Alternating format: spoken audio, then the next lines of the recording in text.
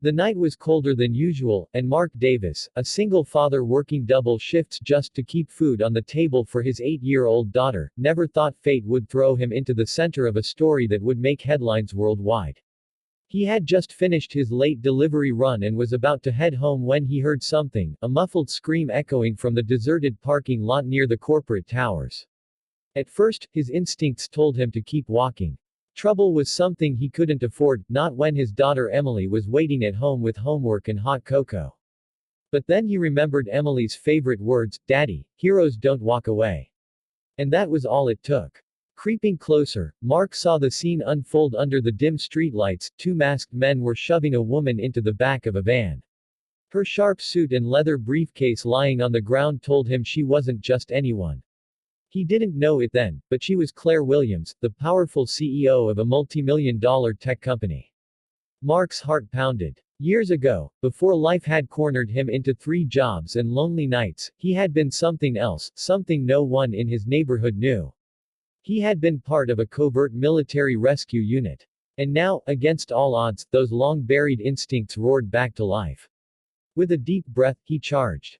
The kidnappers weren't expecting resistance. Mark moved like a man possessed, every strike precise, every move economical.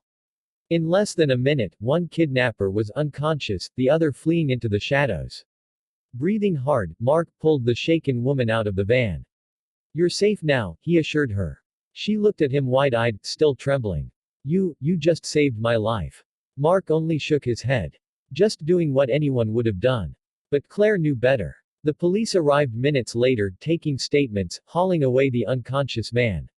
Mark expected the usual questions, maybe even suspicion, but instead, Claire stepped forward, her voice strong despite the ordeal. "This man is my hero. He didn't just stop a kidnapping. He risked everything for a stranger." Mark wanted to disappear into the night, back to his little apartment, back to Emily, but Claire wouldn't let him vanish so easily.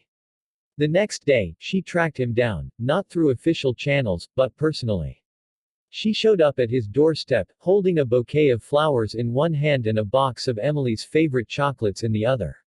Mark was stunned. "You didn't have to." But Claire cut him off.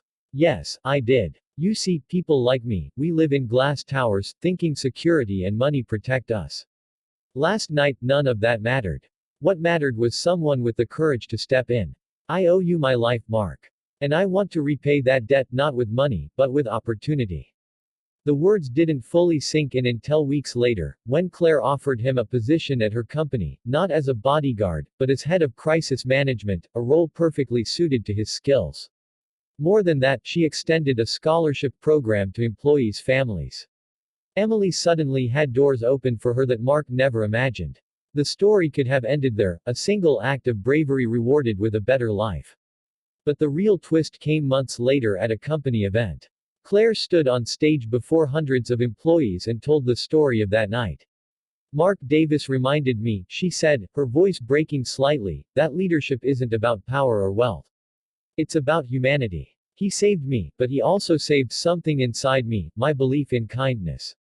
The audience erupted into applause, and Mark, standing in the back with Emily holding his hand, felt tears welling in his eyes.